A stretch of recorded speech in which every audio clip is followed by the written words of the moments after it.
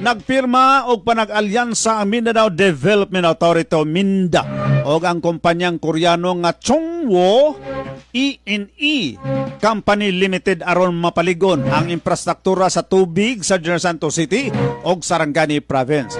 Nahimong kasabutan atol sa Technical Investment Mission ni atong Abril 13 hangtod 14 din gipunting ang pagtukod og climate resilient nga sistema aron suportahan ang kusog nga pag-uswag sa industriya sa Mindanao. Sa General Santos ginspeksyon sa delegasyon ang intake facility sa Barangay Sinawal. Di nakita ang problema sa kakulang sa supply sa tubig matagting init ug ang nagkataas nga panihanglan.